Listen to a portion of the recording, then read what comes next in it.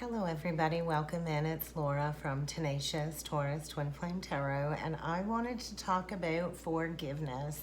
How do we reach a place of resolution as a divine feminine and actually forgive our counterpart for all of the pain and trauma caused? So for my own journey, it's been quite the spiraling tower of energies over the last several years, reaching a place where I'm kind of at now. So it is all about coming back into alignment. And if we look at forgiveness from a psychological point of view, it is when we kind of set that intention to voluntarily process all of these victimization energies. A lot of these masculines ghost, abandon, victimize us, gossip, create all kinds of turmoil, all kinds of drama, all kinds of lies spread about the feminine when we initially go into separation. And many of the divine feminines go through that initial period of dark night of the soul where we are feeling very victimized, we are completely drained, and that is due to the masculine courting to the Jezebel spirit. So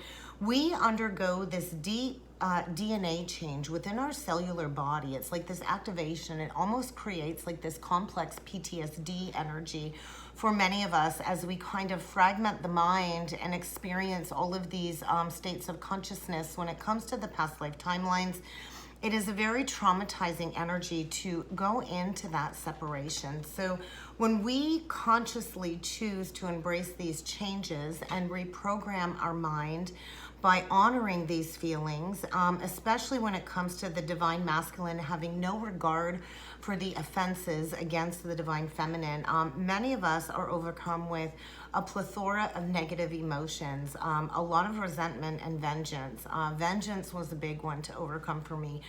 The first year after separation, I was hell-bent on getting my vengeance for the damage done to me and my children.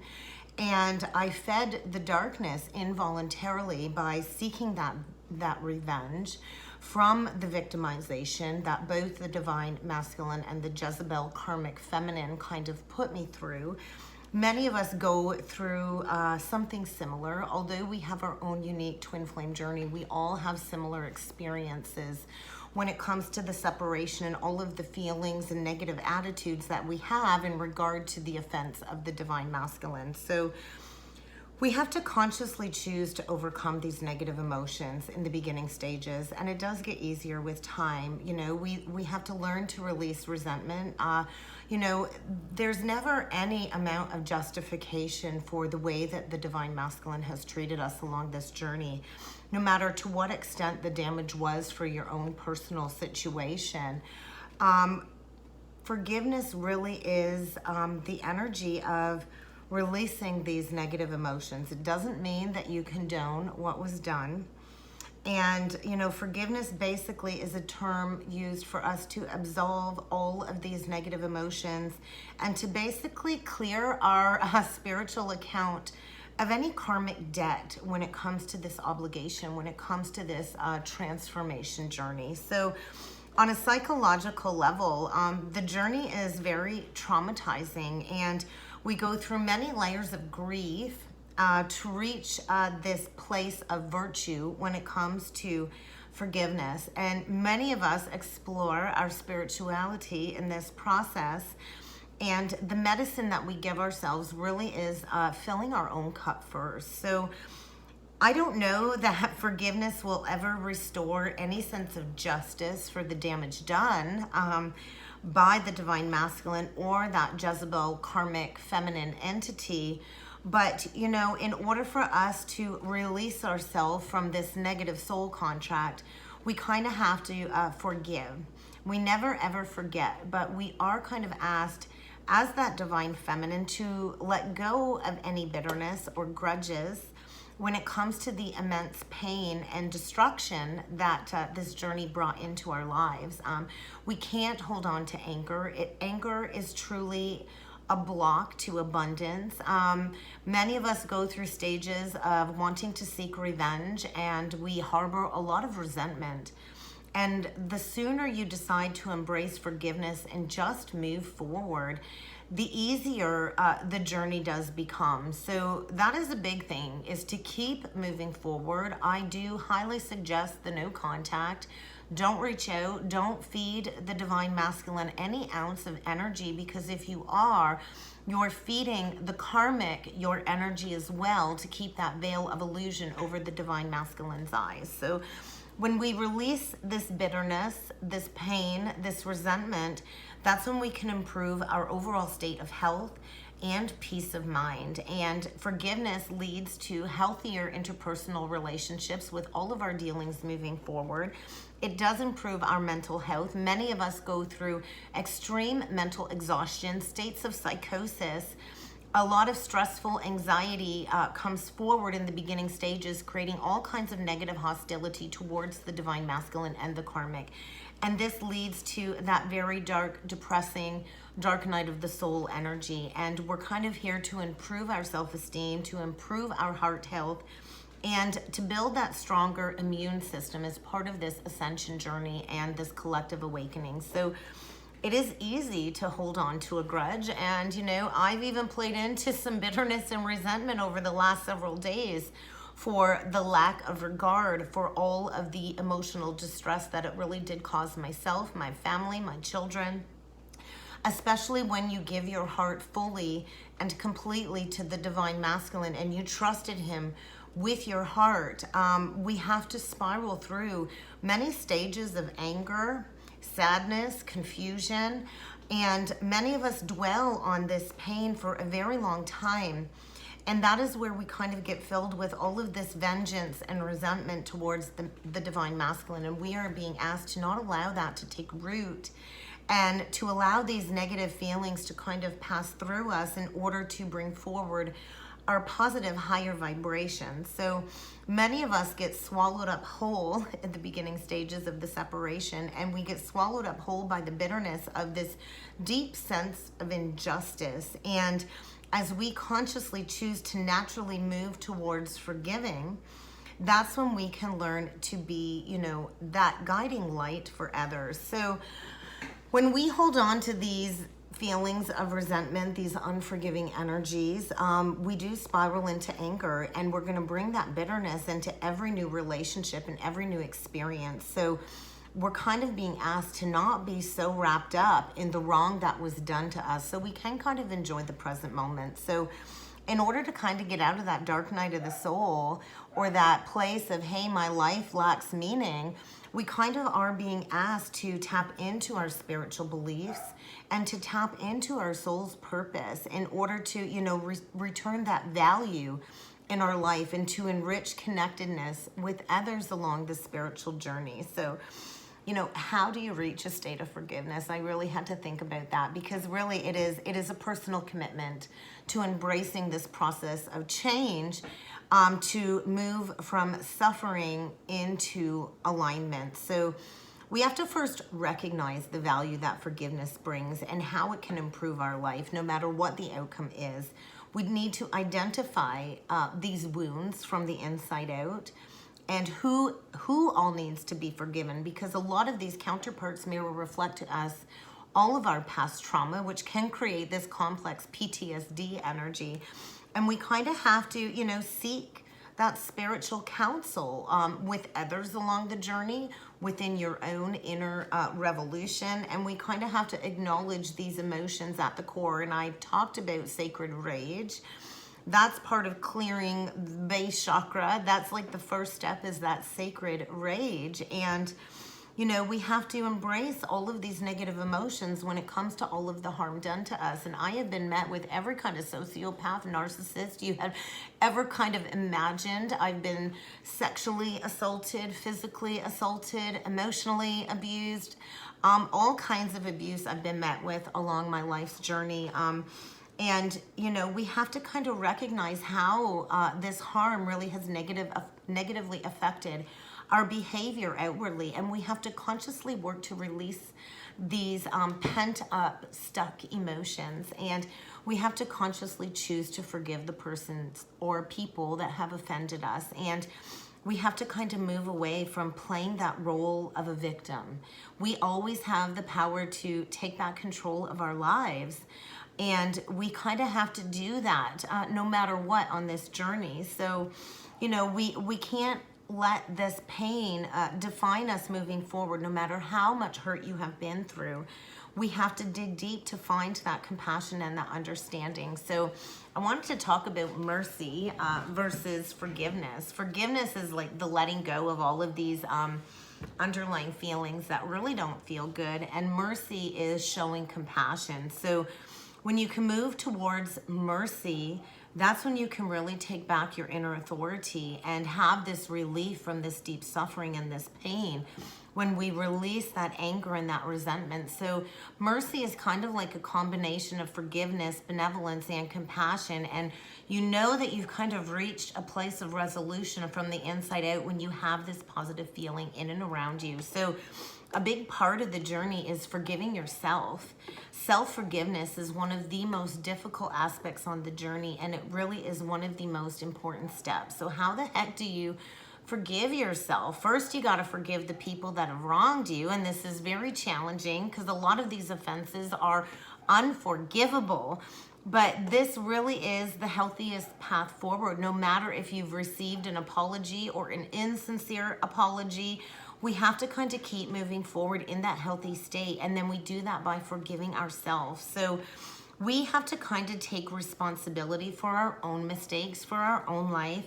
We have to release any feelings of intense guilt and shame that really are counterproductive if we are to step into long-term abundance along this journey. And the process can be very painful and very challenging, but it is deeply insightful and deeply valuable to kind of go through this transformation process, owning up to your own mistakes and understanding why, hey, maybe somebody else can't own up to theirs. We can never force anybody to rectify their own karma.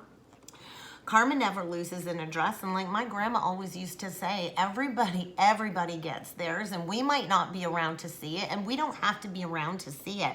We have to kind of just let go of seeking that justice kind of energy and trust that the universe is going to bring forward the justifying consequences in order to kind of restore the balance. Because when it comes to the cosmic law of cause and effect, every action has a reaction and everything always balances out. So this really is a part of expanding our human consciousness so we can start living in the present moment and release all of these intertwined states of mental exhaustion.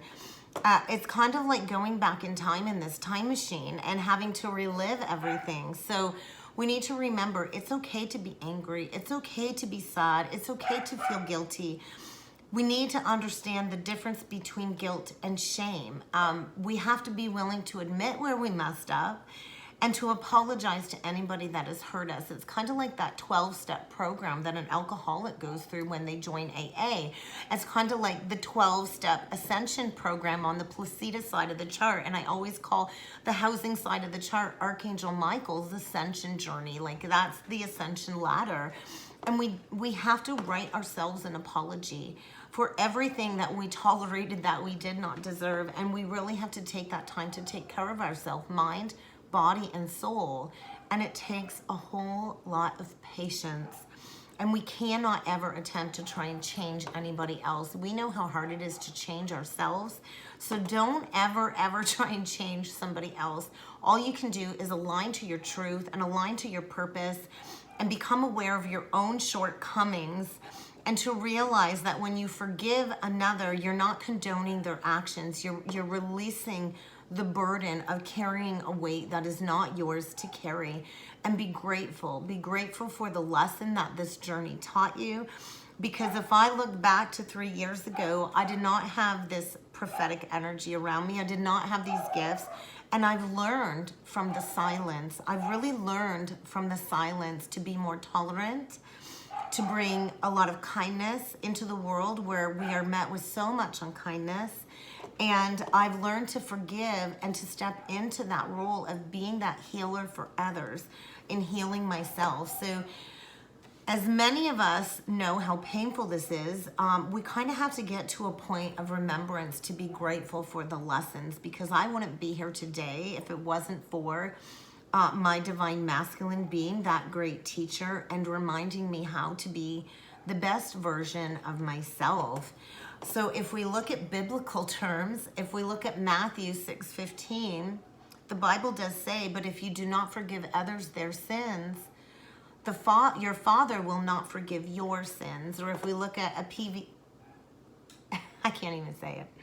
Another biblical quote, let all bitterness and wrath and anger and clamor and slander be put away from you. And I know a lot of us have been slandered, along with all malice, and be kind to one another. Bring that tender-hearted, forgiving nature forward, because Christ forgave you, and we all hold those Christ codes from within. So let your eyes look straight ahead and fix your gaze directly before you, and know that we are here to embrace the Lord's grace, the grace of the universe. 3 times I pleaded with the Lord to take it away from me, but he said to me, my grace is sufficient for you, for my power is made perfect in weakness. It is within our weakest, darkest hours that we find the power of Christ that truly does rest within us.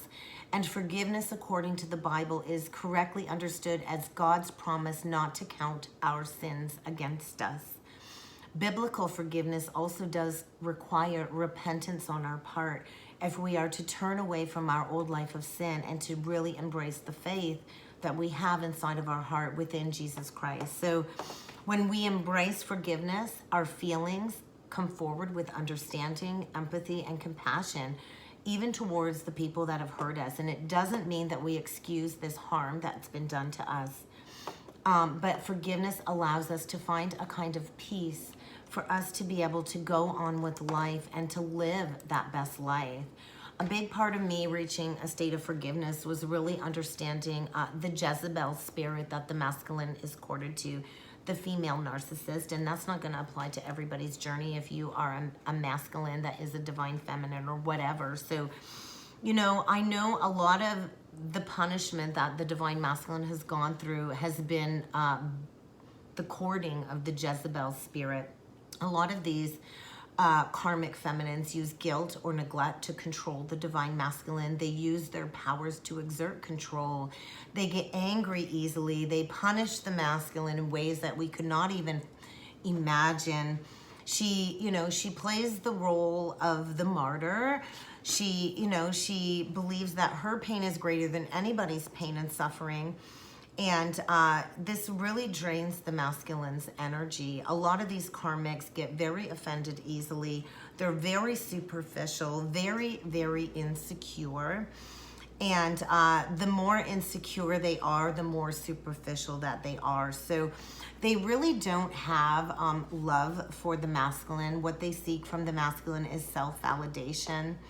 They are very competitive. I know from my own journey, my divine masculine's karmic used to be a friend of mine, and I knew something was up intuitively. She was very envious of me, very competitive. She was jealous of my looks, my smarts, my success, and she did everything she could to take away my light, and she used many scandalous, shameful remarks, slandered me, gossiped about me, because a lot of these karmics are very overbearing and they like to dominate. They feed off of drama. And so this is a lot that the masculine has been going to. A lot of these karmics give these masculines the cold shoulder. When they're angry, they give them the silent treatment, and then when they want what they want, they play into the control and use their charm to exert that control. They neglect the masculine, they guilt trip the masculine, and a lot of these karmics are very materialistic. They hold more value when it comes to material items than they do when it comes to real love. So these karmic entities spend a lot of the divine masculine's money buying materialistic things, getting their hands on whatever they can, manipulating the masculine's finances. And in actuality, these karmics lack empathy. They're not even emotionally available. So it's kind of like the masculine gets his karma by being presented with somebody that is a mirror to exactly what he put the feminine through. A lot of these karmics aren't even capable of basic human emotions unless it is to get something from somebody. They're like a wheelhouse of roller coaster emotions, and they don't care about boundaries. They seek admiration, they seek validation, they use gaslighting to push the masculine's boundaries if they feel like they're not getting the attention that they want, because they crave that attention. They crave to be the center of attention, and they actually enjoy and receive pleasure from hurting others. A lot of these karmics have made jabs about the feminine simply just to hurt them, so they don't feel inferior. They really have no empathy. And they choose to play into these shallow energies. They're just cruel at the core. And a lot of these karmic feminines quickly go from love to hate, which creates this very toxic trauma bond that the masculine kind of, goes into this devaluing energy. And the karmics really victimize the masculine only to get what she wants out of the relationship. I think a lot of these karmics at this point have already had an affair and moved on to their next victim, because these karmics just are not capable of having healthy and fulfilling relationships. It always leads to self-sabotage. It's always fun in the beginning because it's like for personal entertainment for her. She is so competitive among the social circle. I do feel a lot of the masculines have separated from the social circle because of the karmic entity and all of, the energy she brings forward in trying to pit people against each other. She is happiest when people are gossiping. She's a gossiper, and gossip is very low vibration. And when the truth comes out, she creates more tension, more fabrications, and more conflict within these social groups. So she's so overly concerned with the status quo, very materialistic. So the masculine's focus has been money, money, money, while the karmic's focus has been spending all of the divine masculine's money. She likes treating herself. She feels important when she has expensive designer clothes or, that very expensive handbag. She likes to be spoiled materialistically, but doesn't really feed the masculine any feelings. So, a lot of these karmics don't know how to build up their own wealth. And so she creates these triangulating situations of drama and conflict and, creating, wanting this excessive attention because she's always playing the martyr. And she doesn't have any respect for people's money, for people's times, for people's feelings. And she doesn't even feel bad about doing this. So I feel not only does she drain the masculine in all kinds of avenues, she's often very jealous, controlling, possessive. She wants to be superior. She likes to undercut people. She's definitely very jealous of the divine feminine, because she knows at the core the masculine truly does love the feminine, and she creates all of this chaos in the masculine's life. She tries to downplay the divine feminine's achievements and all kinds of negativities. So that was a big part of me reaching a level of forgiveness, is knowing that the masculine is definitely reaping what he has sown. And when we surrender and release all of this back into the universe, that's when the masculine can, see this excessive conflict in his life for what it is. I do feel the veil of illusion has been lifted, and the masculine is definitely paying back his karmic dues, getting exactly what it is that is owed to him for that lack of accountability. If we look at it, we're born into a world of narcissism, greed, but we are all love at the core. So it's a matter of activating the Christ consciousness within our heart. And I do feel many of the masculines are at rock bottom when it comes to their material wealth, when it comes to their emotional and physical health. And I do feel many of them will be reaching out very soon, but they're going to have to comply with the universe when it comes to clearing that Jezebel spirit out of their energy field before the universe will even allow the masculine to return to the feminine, because many of us have reached that purification. Many of us are ready to kind of just move on with our lives and manifest, that new soulmate connection, somebody that's going to value us the first time around. But I do feel in order for the masculine to balance the karmic scales, he's going to have to come forward and have that heart-to-heart conversation. I don't know what compelled me to talk about this today, but I felt it needed to be mentioned. So if you are a man and you identify as a divine feminine, and there are plenty of men out there that do identify as divine feminines, this would go vice versa. A lot of these karmic Jezebel entity attachments are very covert with their manipulation, and this is how the masculine kind of gets trapped and lured, because it is so covert, and the karmic is so good at playing the victim that the masculine has a lot of empathy for them, and then they feed off that empathy. So my biggest suggestion is, just walk away, don't look back, do not stalk or chase or anything like that when it comes to social media. Just align with your truth. Take back your power, create love in your life, and create your own abundance and wealth. And trust that what is meant for you is never ever going to pass you by, because what is meant for you won't. We are destined to live our very best life, but we have to consciously choose to, do the work, to release the bitterness, to release the resentment. And I feel all of that has now kind of fallen back on the masculine at this point in time. And he's going to need to learn to instill those firm boundaries if he's to break free from this very unfavorable treatment that he's kind of had to endure as part of his karmic debt. And that was my little message about forgiveness. I really hope this helped you.